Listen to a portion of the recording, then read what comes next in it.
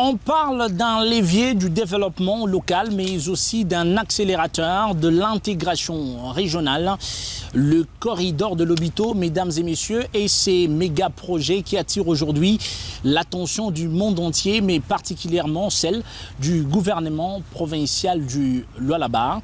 Ce qu'on ne sait pas, c'est qu'il part de Kolwezi, la capitale mondiale du cuivre et du cobalt, chef-lieu notamment de la province du Lualaba qui se trouve au sud de la République démocratique du Congo.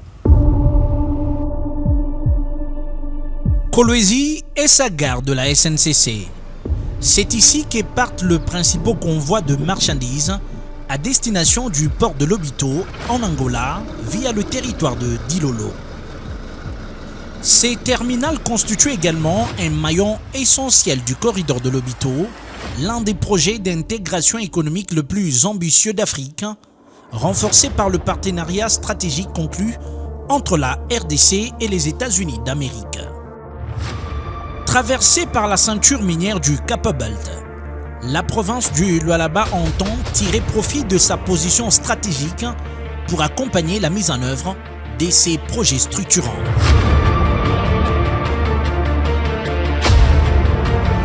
Pour les autorités provinciales, le corridor de Lobito représente une opportunité majeure de développement économique et d'ouverture sur les marchés régionaux et internationaux, d'où l'accompagnement de la province à ces projets du siècle. Si les minéraux sont traités, il faut les vendre. Mais comment vendre si nous avons débouché à toutes nos frontières? Aujourd'hui, des camions passent presque 1 à 2 semaines au niveau de la frontière.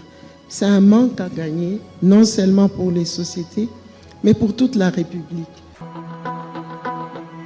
À terme, le corridor de Lobito sera renforcé par plusieurs infrastructures routières. Au Lualaba, la gouverneure Fifi Masuka Saini a notamment lancé la route provinciale 104 d'Ilolo, longue de 434 km, tandis que le projet Kolwezi-Solwezi, 66 km, vise à renforcer l'interconnexion avec la Zambie et l'intégration régionale.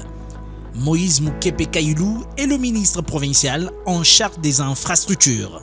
Parce que quand on parle du corridor de Lobito, on pense effectivement à la voie ferroviaire, transport exclusivement par rail, mais nous nous sommes dit il faudra penser développement durable, croissance durable, il faut penser rail et aussi route.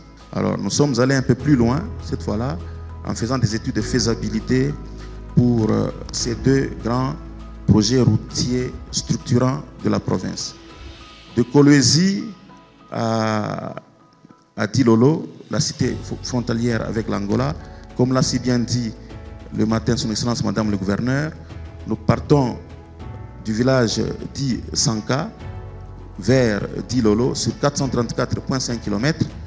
Et là, nous parlons d'une autoroute de 6 voies, donc 3x2 à chaque sens, sur une emprise de 30 mètres de route, mais bien sûr, l'emprise elle-même dégagée, elle est de 100 mètres.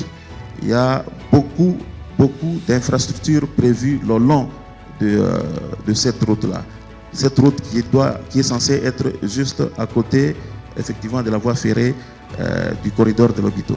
Au-delà de son rôle minier, le corridor offre de nouvelles opportunités aux 43 villages riverains du Lualaba, où émergent déjà de petites activités commerciales. Toutefois, le développement des voies secondaires reste indispensable pour maximiser ses retombées économiques au Lualaba. Aujourd'hui encore, ils sont une poignée de commerçants à fréquenter ces couloirs ferroviaires, bien que nécessitant d'intenses travaux de réhabilitation sur tous les tracés de Kolwezi à Luao, frontalier au territoire de Dilolo. Mais demain, ces flux commerciaux pourront être multipliés par 100 ou plus, renforçant ainsi l'ambition du gouvernement provincial du Lualaba de faire du corridor de Lobito un levier essentiel au développement local.